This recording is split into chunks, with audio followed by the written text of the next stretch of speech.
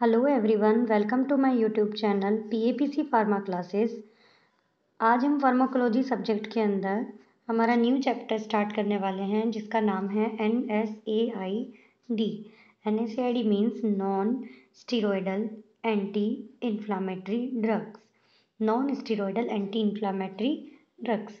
अब ये जो मैंने नाम बोला नॉन स्टीरॉयडल का मतलब ये है कि इनमें स्टीरॉयड रिंग जो है वो प्रेजेंट नहीं होती है। आपने स्टीरॉयड रिंग प्रेजेंट होने वाली और भी ड्रग्स देखी होंगी, जैसे प्रिडनिसोलोन, बीटामेथासोन। ये सभी क्या है, स्टीरॉयडल रिंग वाली ड्रग है।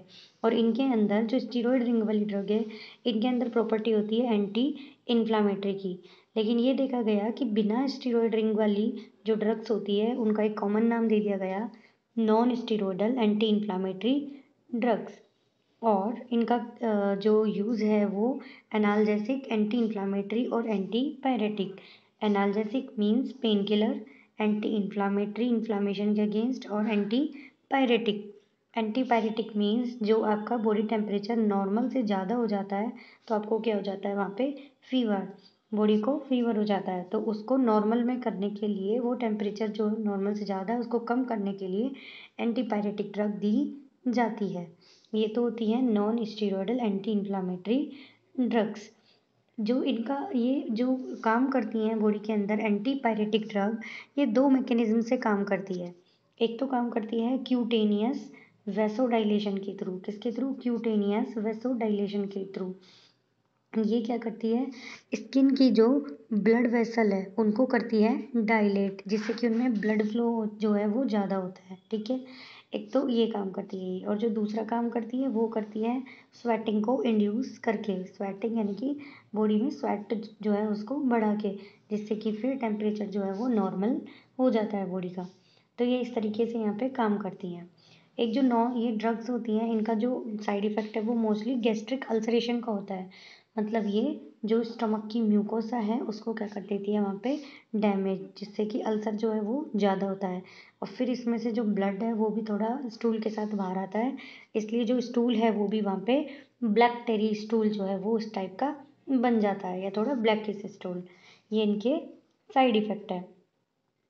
इसके बाद देखते हैं कि इसके अंदर कौन कौन सी ड्रग्स जो है वो इन्वॉल्व होती है। इसके अंदर देखना, इसमें थोड़ा ये केमिस्ट्री के अकॉर्डिंग जो है क्लासिफिकेशन यहाँ पे लिखा है। फर्स्ट है सैलिसाइलिक एसिड डेरिवेटिव, जिसके अंदर ड्रग है एस्प्रिन, डाइफ्लूनिसेल, बेनोरिलेट और सैलिसलेट।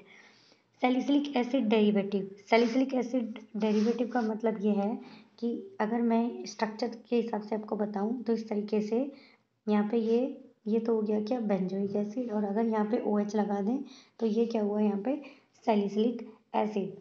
अब यहाँ पे अगर मैं यहाँ पे OH H की जगह यहाँ पे लगा दूँ OCOCH3 एसिटाइल ग्रुप लगा दूँ, तो ये बन जाएगा क्या, आपके एस्प्रिन की स्ट्रक्चर। क्योंकि एस्प्रिन को बोलते हैं एसिटाइल सैलिसिलिक एसिड।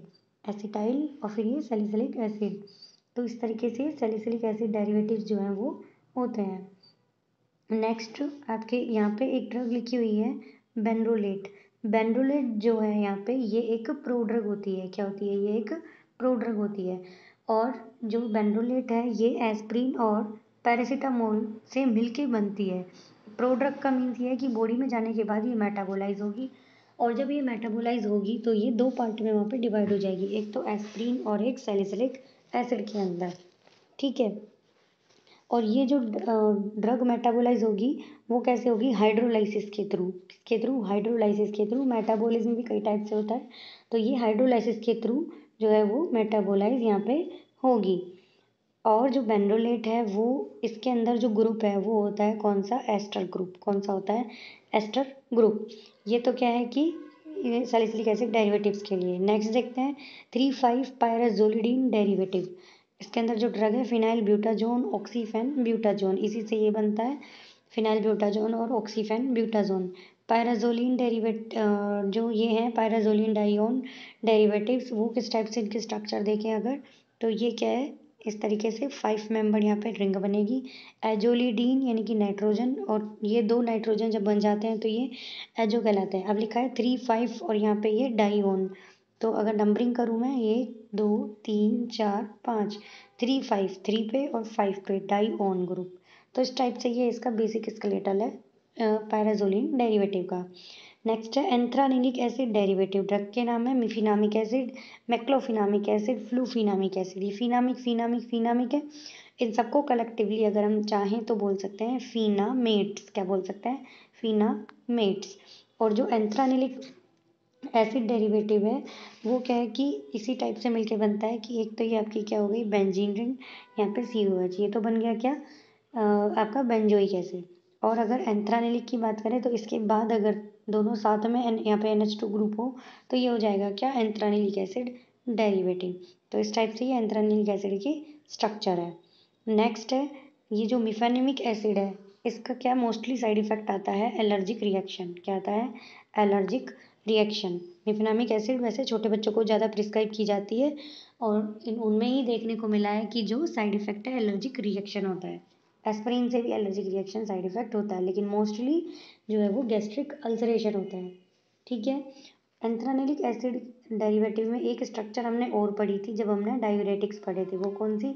फ्यूरोसेमाइड। कौन सी? फ्यूरोसेमाइड। लेकिन वो क्या है? डायूरेटिक कैटेगरी की ड्रग है। नेक्स्ट देखते हैं aryl propionic acid derivative. Aryl का मतलब क्या? ये इस तरीके से benzene ring. Propionic acid, propane यानी कि कितने कार्बन? 3 कार्बन। प्रोपियोनिक यानी कि एक अगर मैं इस तरीके से यहाँ पे बना दूँ और यहाँ पे प्रोपियोनिक एसिड COOH, इधर CH2 और इधर यहाँ पे क्या CH3। लॉन्ग चेन सेलेक्ट करते हैं तो 1 2 3, तो यहाँ पे 2 नंबर पे ये क्या फिनाइल ग्रुप लग रहा है और प्रोपियोनिक एसिड। तो इस टाइप से ये ड्रग हो जाएगी। ड्रग के नाम आइबुप्रोफेन, फिनोप्रोफेन, कीटोप्रोफेन। जो प्रोफेन वाले ये सब क्या propionic acid derivative.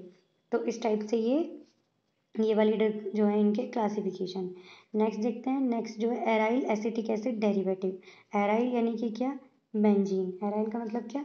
Benzene. Acetic acid का मतलब CH3COOH। यहाँ पे ये aryl acetic acid derivative. Diclofenac, फिनोफेनेक, फेनेक वाली जो है वो aryl acetic acid derivative.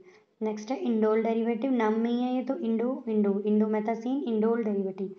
Indole जो है इंडोल रिंग मैं आपको बना के दिखा दूँ एक बार केमिस्ट्री के अकॉर्डिंग। ये कोई रटना नहीं है कि क्या होता है कैसे होता है, कोई नहीं पूछ रहा रिंग, सिर्फ पूछा जाता है कि कौन से जो है केमिस्ट्री के अकॉर्डिंग किस रिंग के अंदर कौन सी ड्रग जो है वो प्रेजेंट होती है। तो इस टाइप से ये आपके यहाँ पे ये इंडोल डेरिवेटिव, इसके अंदर ड्रग जो है वो इंडोमेथासिन। नेक्स्ट है इंडीन डेरिवेटिव। इंडीन और इंडोन एक जैसा है। अब अगर यहाँ से नाइट्रोजन को छुपा लिया जाए तो ये बन जाएगा क्या? इंडीन डेरिवेटिव। और ड्रग का नाम क्या है? ये सुनील ड्रग जो है ये भी एक प्रोड्रग है। यानी कि बॉडी में जाने के बाद फिर ये मेटाबोलाइज होगी। इनके अंदर एक और आती है ड्रग नाम्बी म्यूटोन। कौन सी? नाम्बी म्यूटोन जो है ये भी एक प्रोड्रग है। ठीक है। कौन कौन सी बताई? नाम्बी म्यूटोन, सुनील ड्रग और स्टार्टिंग में जो हमने पढ़ी थी बेंड्रोलेट। ये तीनों क्या है? यहाँ पे प्रोड्रग होती हैं। नेक्स्ट देखते हैं ऑक्सीकैम डेरिवेटिव। अब ये तो ऑक्सीकैम और पायरोक्सीकैम ये तो मैच हो जाएगा, तो ये ऑक्सीकैम डेरिवेटिव में है। Pyrrole derivative कीटोरोलैक। कौन सा? कीटोरोलैक जो है वो एक यहाँ पे स्ट्रोंगेस्ट एनाल्जेसिक एक्टिविटी की ड्रग है। और वो स्ट्रोंगेस्ट एनाल्जेसिक एक्टिविटी किसके सिमिलर रखती है? वो रखती है मॉर्फिन के सिमिलर। किसके सिमिलर? मॉर्फिन के सिमिलर। मॉर्फिन यानी कौन सी वाली? जो अपोइड एनाल्जेसिक की ड्रग है। अपोइड एनाल्जेसिक जो ड्रग है उसके similar morphine like analgesic activities के अंदर देखने को मिलती है। नेक्स्ट देखते हैं पैरा इम्यूनोफिनोल डेरिवेटिव। फिनासिटीन इसके अंदर ही आती है PCM, लिख लेना आप लोग। जो पैरासीटामोल है वो इसके साथ ही इसी डेरिवेटिव के अंदर मिलती है। फिनासिटीन का ही जो बाद में वो है मेटाबोलाइज होके बाद में बॉडी के अंदर वो PCM में कन्वर्ट होती है। पैरा इम्यूनोफिनोल डेरिवेटिव यानी कि जो मेन इसके अंदर हमारी ड्रग होती है पैरासीटामोल। उसकी स्ट्रक्चर अगर मैं आपको बताऊं तो इस टाइप से फिनोल डेरिवेटिव है तो OH तो लगेगा। पैरा एमिनो ये इस तरीके से यहाँ पे हमने बनाई phenol derivative. Para amino phenol derivative है तो इधर एमिनो ग्रुप है तो इधर NHCOCH3। तो इस टाइप से स्ट्रक्चर बन जाएगी किसकी? पैरासीटामोल की। जो यहाँ पे अपन ने ड्रग देखी है एक और कौन सी? फिनासिटीन। इसके अंदर ही लिख लेना सब लोग PCM। जो फिनासिटीन है यही मेटाबोलाइज होकर PCM में कन्वर्ट होती है बॉडी के अंदर। लेकिन ये अलग से भी पहले जो है मार्केट में प्रिस्क्राइब होती थी, लेकिन ये अब बंद हो गई। वो क्यों बंद हो गई कि ये क्या करती है ये ड्रग, हीमोलाइटिक एनीमिया, ये जो है फिनासिटीन का यहाँ पे साइड इफेक्ट हो रहा था, और इसी वजह से इसको क्या है यहाँ पे बंद कर दिया गया। तो इस टाइप से ये डिफरेंट डिफरेंट टाइप की ड्रग हैं, और उनके जो अपन ने केमिकल स्ट्रक्चर के अकॉर्डिंग, रिंग के अकॉर्डिंग जो है अपन ने देखा कि कौन कौन सी इसके अंदर यहाँ पे जो ड्रग्स है वो इन्वॉल्व होती है, और डिफरेंट डिफरेंट टाइप की इनके अंदर रिंग है। आपसे कोई नहीं बनवाएगा कि पायराजोलिडीन की यहाँ पे स्ट्रक्चर बनाओ या पायरोलोपायरोल की बनाओ, कोई आपसे रिंग नहीं बनवाएगा। सिर्फ पूछा जाएगा कि एराइल प्रोपियोनिक एसिड जो है उसके अंदर कौन सी ड्रग इन्वॉल्व होती है, इंडीन डेरिवेटिव कौन सी है, बेंडोलेट प्रो ड्रग है तो ये किससे मिलके बनी है। तो इस टाइप के इसके अंदर ये क्वेश्चंस इसके अंदर हमें देखने को मिलेंगे। और जो मोस्टली जो साइड इफेक्ट है वो अपन ने देख लिया इनका कौन सा होता है, गैस्ट्रिक अल्सरेशन। अभी इस चैप्टर में आगे पढ़ेंगे कुछ जो वो है एमओए यानी कि मैकेनिज्म किस टाइप से होता है, और उनके यूजेस, साइड इफेक्ट्स, इनके बारे में हम लोग डिस्कस करेंगे।